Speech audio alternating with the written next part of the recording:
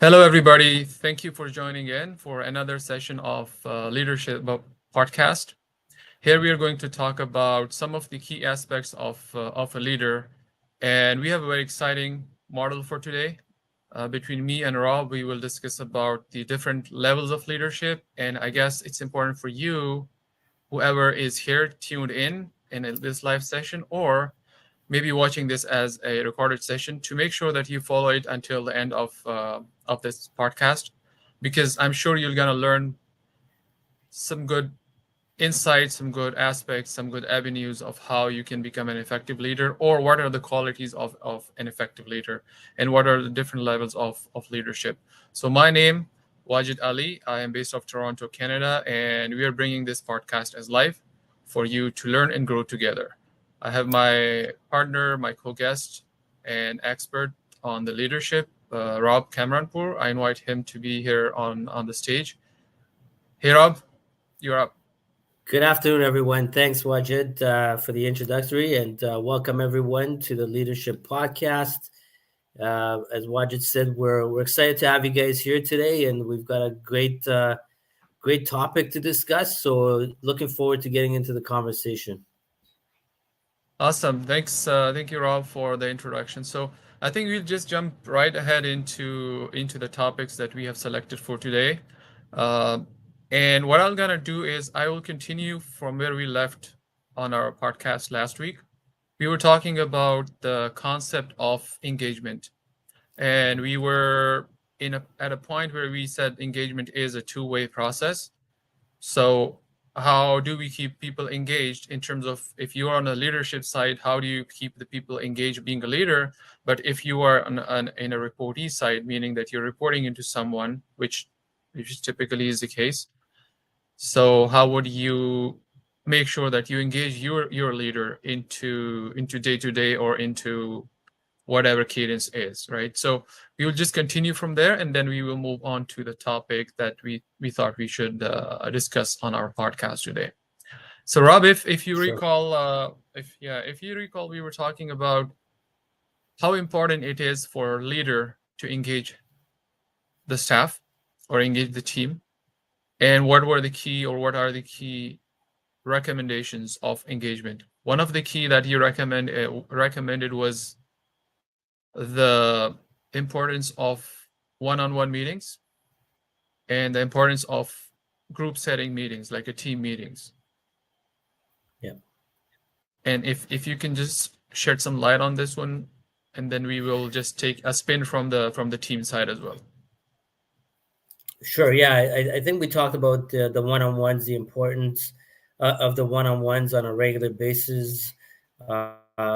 By the leader with their direct reports, and the importance of that is also, the timely aspect of your findings and your feedback for them, and make sure that you're not just taking generic questions that might be posted on a template.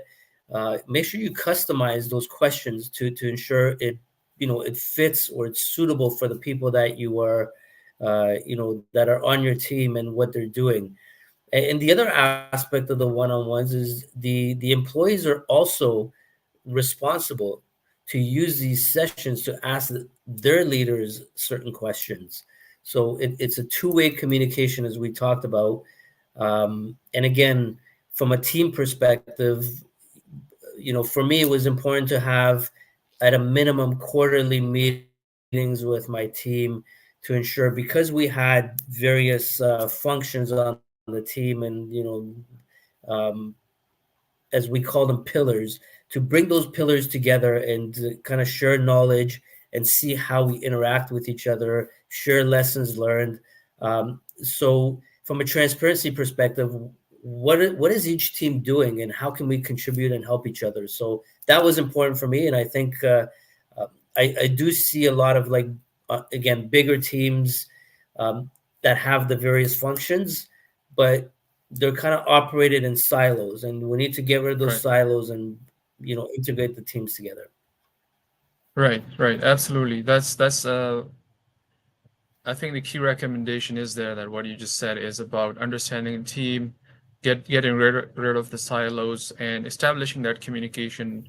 So if the communication is broken, make sure that you have a cadence established, and that's part of your job as a leader. And if you are struggling with time management, or if you're struggling with your priorities, then I would recommend, as Rob said, make sure that you have some kind of coaching, some kind of mentorship, some kind of learning mechanism in place, because as a leader, we need to grow every day, and we need to learn every day. So it seems like if you are having challenges being a leader, to put aside time for your team, then there's a point that I guess you need to stop everything, and you need to focus on how you can establish that communication. It's a key for the team, for the organization to be successful. So I'm just Yeah. emphasizing on the importance of this thing. Now I'm just taking a spin here, and we need to address on. Rob did talk about being a leader. What do we need to do? But if you're on a team and you want to keep engaged, you want to keep your leader engaged, because you feel like the leader is, as we said, is for whatever reason is not able to set up a cadence. As a team member, it's your job to take a step. Make sure that you put something in the calendar for your leader, and quarterly, or maybe like call it twice a year, every 6 months. Put something in the calendar for have a formal one-on-one, and just learn, get the feedback, how you're doing, what troubles or what concerns you have, what challenges you're facing. Make sure that you have those cadences set for one-on-one with your leader, and that's how you engage your leader. Rob, any comment on this thought? Yeah, I definitely like that idea. You know, if your leader is not taking that initiative, you can take that initiative on your own. You know, which is great advice. Hey, like, you know, I want this feedback. You know, this is my career too on the line, and you know, we see a lot of everyone always says, well, there's not enough time. I don't have enough time. We're bombarded with all these meetings, but the Right, reality is we should be looking at our time management to even say, do we need to be a part of this meeting? You right, know, you should look back and, you know, reflect on all these meetings that you get invited to. Do you need to sit in every meeting? Why right. aren't you delegating your team to be in those meetings? You know, if you really have no value of being there, don't be there, right? So that's something else that we definitely need to look into. Absolutely great point. And I think it's a great segue here now to move on to the topic that you wanted to address. So here today we're talking about the 5 levels of leadership, and Yeah. I will just go by sequence, but I will just summarize it real quick, and then we will touch upon every different level. So the first level that we were going to talk about was the level of leadership, which is just called the position, right? And the second level Mhm. of the leadership is the permission level. The third one is the production level. The fourth one is the people development level, and the fifth one is the pinnacle level. So we have identified 5 different levels of leadership. Now we will jump into the position level. I will kind of summarize it and then kind of paraphrase it, and then we will bounce it off how we can kind of guide our community here on that level of leadership.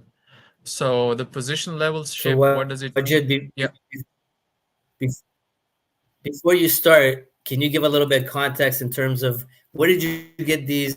Let the audience know where you got these levels from. yeah, absolutely. That's where I was leaning to. So I got these. As I said earlier, as a leader, we need to learn and we need to grow every day. And on my personal level, I spend time on learning and growing. And I got this from one of the, I guess I call him one of the greatest mentor, greatest scholar and speaker for leadership.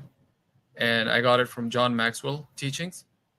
And what he tells us about in these 5 levels of leadership is he starts with the position level.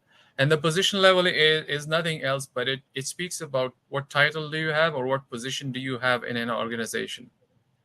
And just because of that title, maybe you're a supervisor, maybe you're a manager, people start following you, not you as a person, but they actually follow the title that you have. They follow the position that you have, and they have to because that's what they're mandated for in terms of the reporting structure, right? So that's the beginning of the different levels of leadership. Um, and I look at it this way, Rob. Like, if you are consider hypothetically you are a staff member, but now you got promoted, and you are a very new in that supervision role or in that leadership role. So you're a very new leader, and that's why we just start with that position leadership. So I will bounce it off you, Rob. Like, if you are in that situation, you just started, right? I think we did touch upon it in a previous podcast, but let's very briefly touch upon Yes. it again. Yeah. What are some of the you're just starting, so what do you recommend as a starting point? What do I need to do? Yeah, again, like you said, we did touch upon this on a in the previous podcast. So I'll just go over some high level stuff.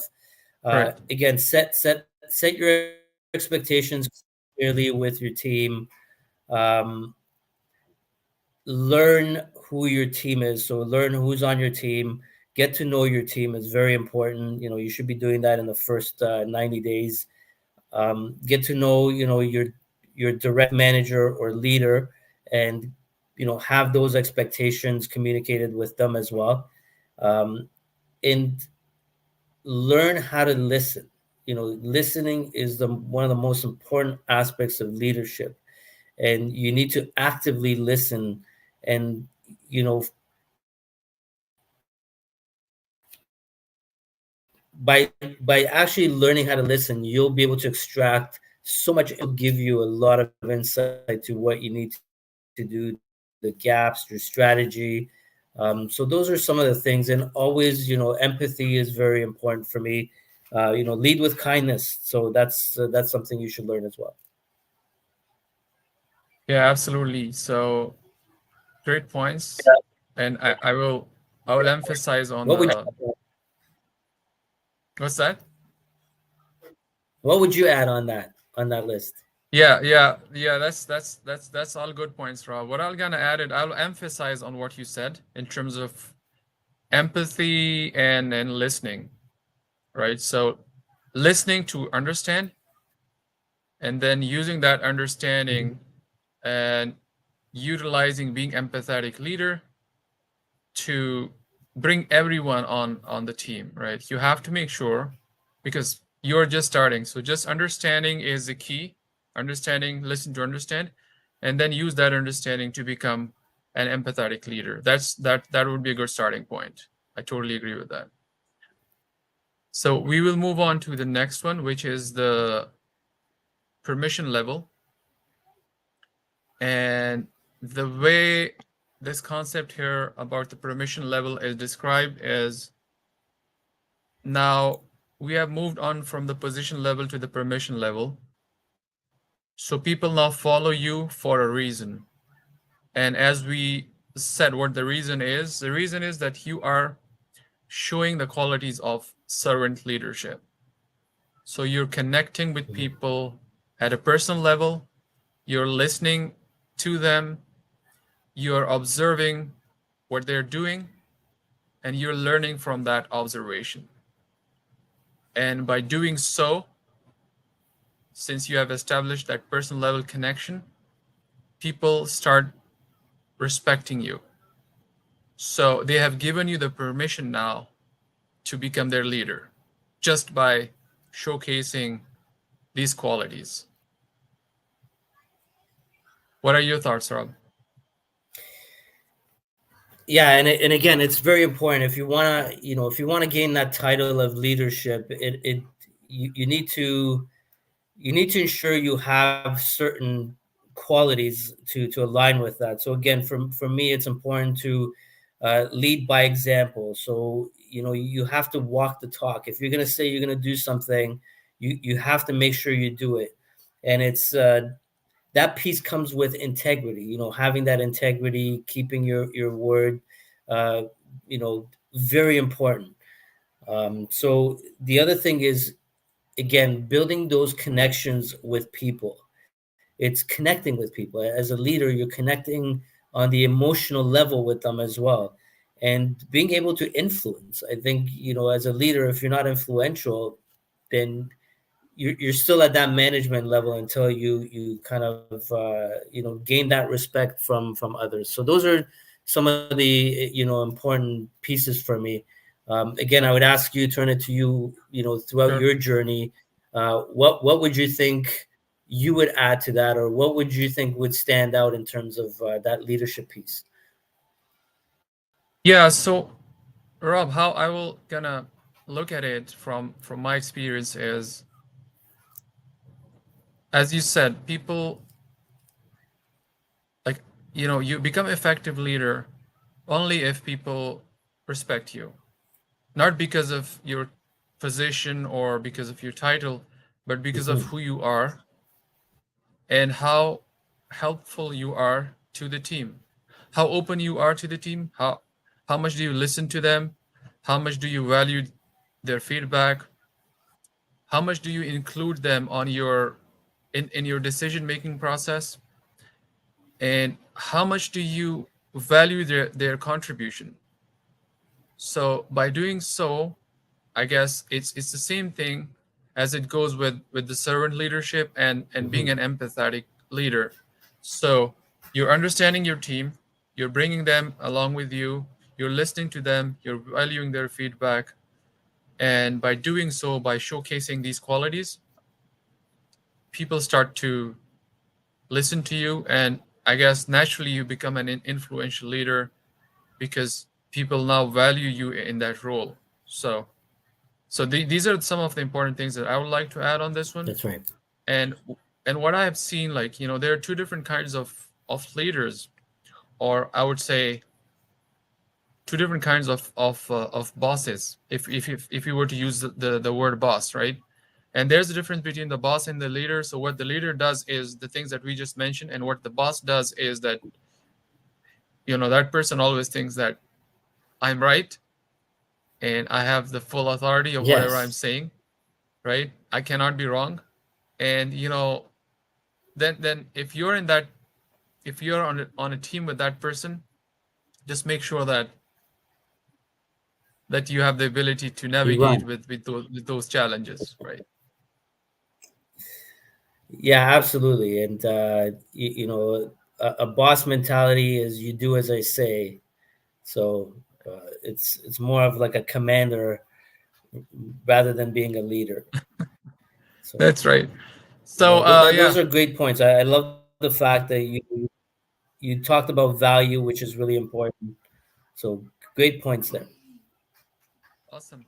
So we'll move on to the next topic in terms of the levels of leadership. And now we are at the point where we are being a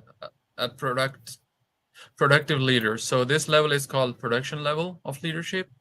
And what does it essentially mean is Mhm. that you're becoming productive in a way that you're fleshing things out for your team. So you're helping your team in a way that, let's take a step back. So your team's members are facing challenges in their day to day, or in their targets, on their projects. And being a leader, what you're doing is you're making it easier on them by walking with them along through those challenges and those processes or those projects or whatever those challenges are. So you come down to their level, you sit Mhm. with them, and then if they can't do anything, because remember that everybody has some strengths and some weaknesses, and everybody has some limitations and some good qualities. So if you feel like your team members or people on your team are struggling in one way or the other, and you just bring down yourself to their level and you work along with them to solve that problem, that's where you become productive. That's where you take that production level of leadership. And I have seen leaders in my career, and Rob, I'll leave it to you, but let me complete. So Yeah. So the people that actually, the leaders that have this ability to come down to your level and work with you, sit down with you without showing any frustration, without showing any call it anger at any point, those are the effective leaders. And the teams with such leader, they grow, and they most of the time they perform above and beyond than the expectations. So I'll leave it to you, Rob, to share your thought about the production level of leadership. Okay. So this is an interesting one for me because, again, for me, I have mixed feelings about this one. I Sure. totally get the working in the trenches with your team. Right. Absolutely. And there is a time when it depends on the organization, what level you're at. So let's say if you are a startup and if you're in the entrepreneur world, Right. you do have to get in the trenches with your people because your team might be smaller, but when you get into bigger organization and now again, various teams of different functions. Now, are you expected to know everything that they're doing?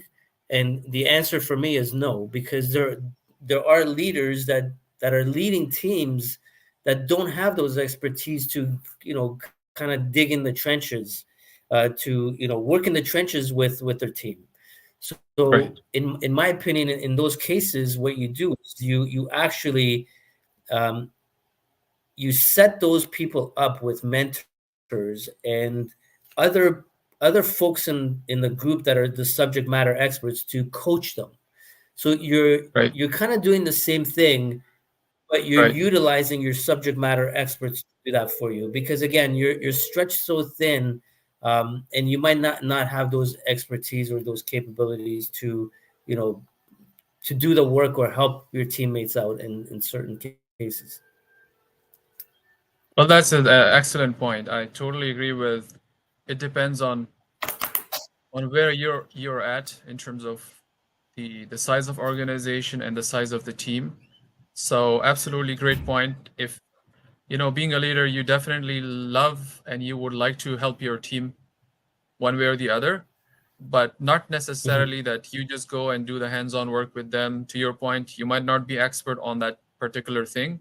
So the best way of doing it is find a subject matter expert, maybe within the team or outside the organization, find a coach or mentor, and make sure that just doing it, it's as you said, it's a similar thing, but with sort of a different approach. So you're still helping your team members, you're still providing the tools, and you're equipping them with the necessary knowledge to complete whatever tasks they are, but you're doing it in a Yeah, much more broader way, right? that's right. And Yeah. I want you to think about it like this. So, Wajid, you are now a sales leadership expert. So Right. the way somebody looks at you, so you're in your network, people know who you are, and they say, okay, I want this guy to come and lead my team. So Right. you might not necessarily go and lead a sales team. You might be given a Right. different function, but what they want you is for your leadership skills, right? Right. So in those cases, that was your background is, let's say, sales, certain pieces of equipment. You have to you have to think really fast in terms of, okay, how am I going to help this team out? Right. Who are my strong people in the team? Who are my subject matter experts that I can align with, with the folks that have less strength and bring them up to Absolutely. par. So again, it's thinking on your feet. It's getting to know your team, and it's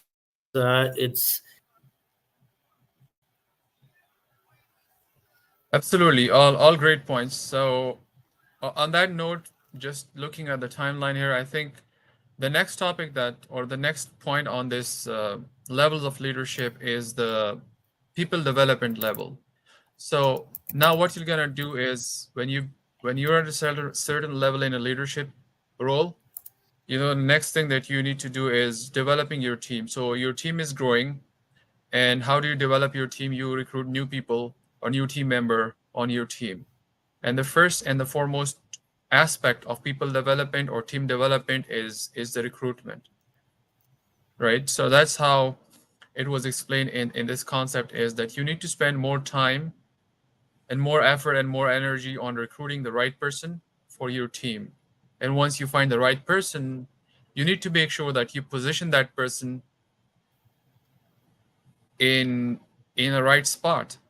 So imagine that, as you said, Rob, imagine that you hire a person who has a technical knowledge, but you hire that person not for a technical position, but you're hiring that person for, lack of better term, you're hiring that person for a sales position, right?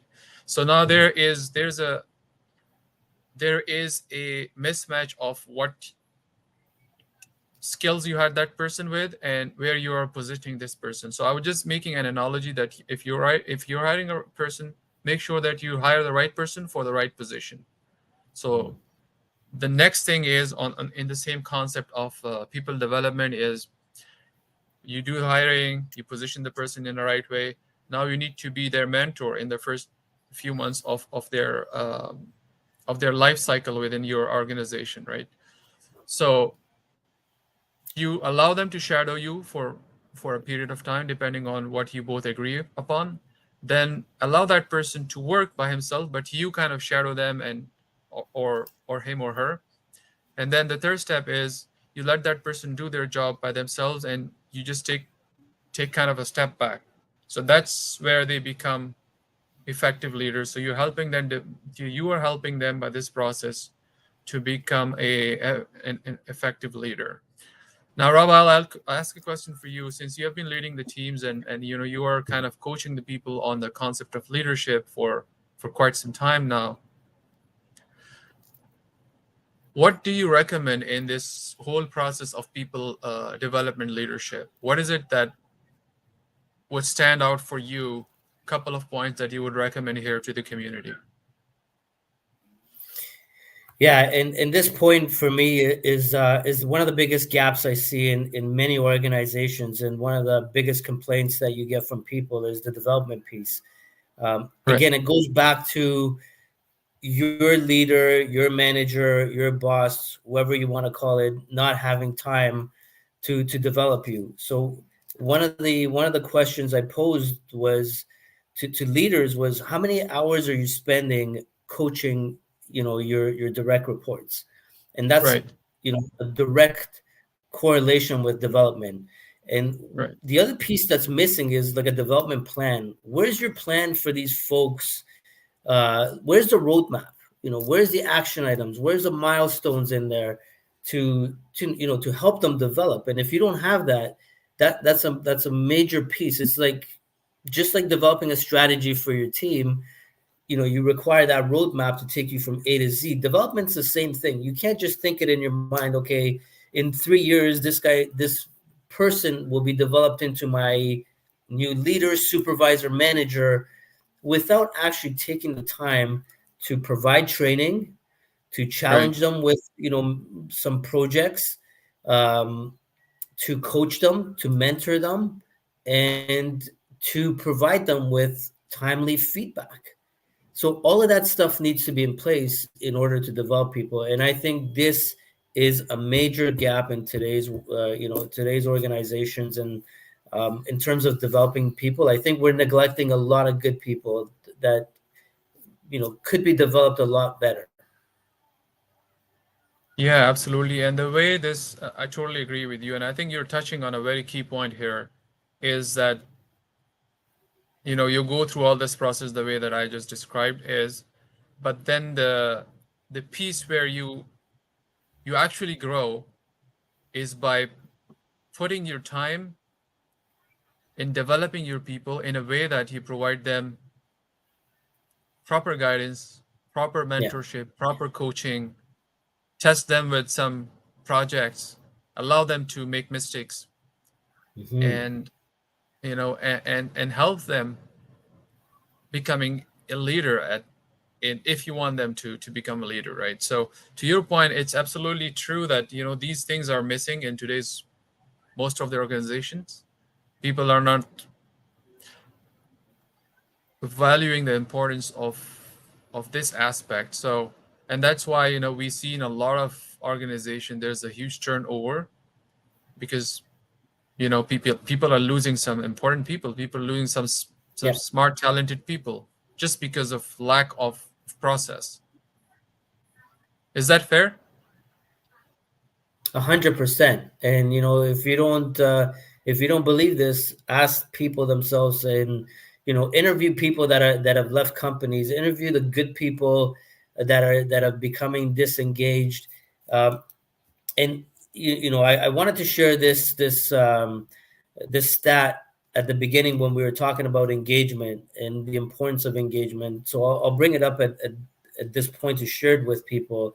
And there is a Sure. correlation between all of this stuff.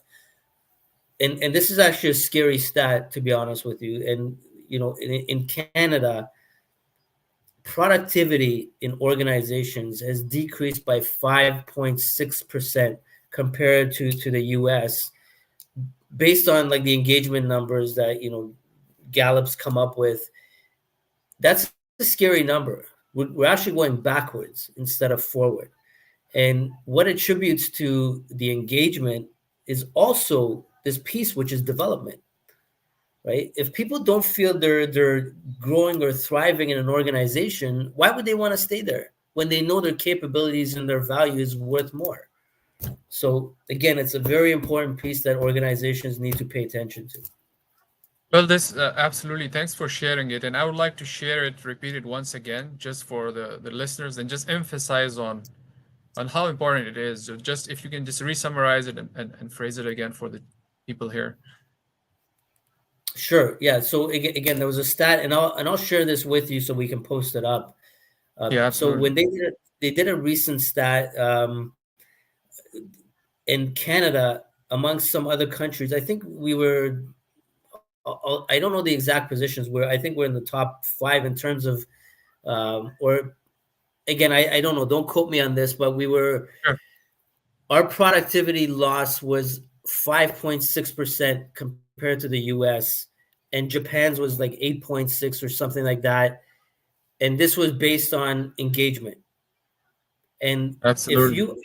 if you take those numbers and you equate it to dollars, Yeah. you'll figure out how much dollars actually organizations and companies are losing in potential revenue.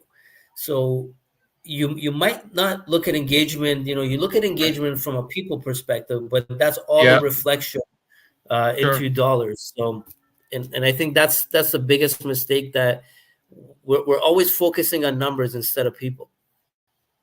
Yeah, absolutely. That's a great point, and I think we did mention that in previously, but it's so Yes. important that I will repeat it again here. The greatest asset for an organization is the people. There's nothing else more important than the people of that organization.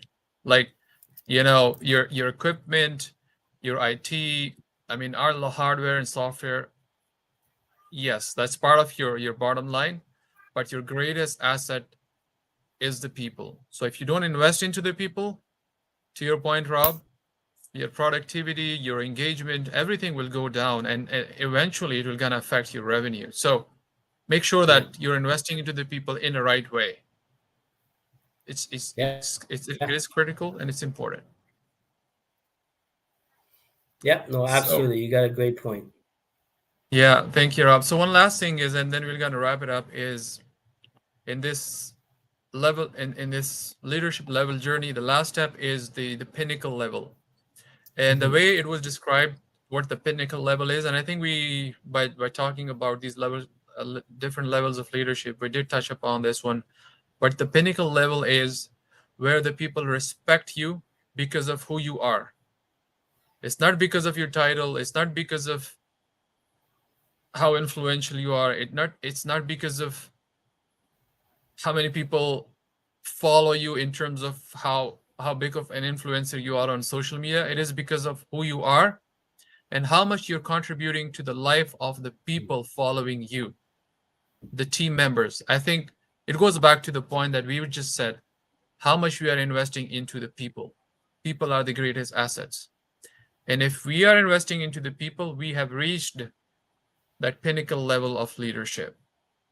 And today, as we said earlier, most of the organizations are not at this level because we are not investing in a productive way into our human resources. Any thoughts on this one before we wrap it up? Yeah, this is definitely an interesting one, and this is it would definitely be a goal of mine myself to reach this pinnacle one day, hopefully. And I think it all goes back to what you said. Um, it's not about what you've done in your career per se.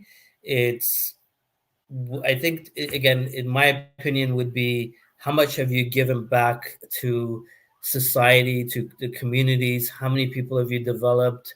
It goes to again my personal mission of developing tomorrow's leaders through the sharing of knowledge, experience, inspiring stories, and whatnot. And my question would be, when do you actually reach this pinnacle? Is it based on the years you've worked? Is it based on which companies you worked at? So I think to me that's very subjective. What are your thoughts? Yeah, it is. It is absolutely subjective. Uh, but my thoughts are like we have seen leaders in my career. I have seen people that I would call as pinnacle leaders. I have seen all these qualities that I've described in those people, right? And that's why I call them as pinnacle leaders because they have established throughout their leadership journey, they have established themselves as, to your point, giving back to the team, investing into the learning, into their learnings, into their growth, making sure that the people reporting into that person eventually turns into a leader. So having all these qualities, and I totally agree with you, it doesn't matter how many years of service you have in a specific country, company or organization or country or whatnot. I mean, it could be 2 years, it could be 10 years, it could be 1 year, it could be any time. I think there's no timeline here that we can identify, and there's no title that we can identify. It could be anybody. Mm. It could you can be in any situation, in any position, and you can have these all these qualities that we described. Okay, so I'll ask you a follow-up question to that because you said that. Sure. So Yep. in your opinion, do you think you can be that pinnacle leader without ever having to lead people, actual people? Hi, absolutely, you can be. You can be. Okay. You don't need to have people reporting into you, but you can still help people. You can still pay back or give back to the people. You can collaborate, you can contribute. So I totally believe in this, that you don't need to have people reporting into you to reach that level. Okay. But what are Okay. your thoughts? I was curious. It's a good question. Yeah, for me again, it's one of those things where I have a mixed feeling. For me, again, I always say this: you don't need a leader, you don't need a title to lead, and a title doesn't make you a leader. So I strongly stand by that. Again, you can be a leader in your community, you can be a leader in your family, you can be a leader in your relationship, you can be a leader in your career. But most importantly, again, it starts with self leadership for me. Um, for me, in terms of from a scholar perspective, somebody teaching leadership and somebody that's actually experienced it with leading people, to me those are two different things, two different experiences, because Right, again, you've been down that trench, you've experienced what it feels like and what you really need to do in certain situations, right, and you can share that real experience with people versus just based on a right, book and theory. So those are the two right. differences that I see.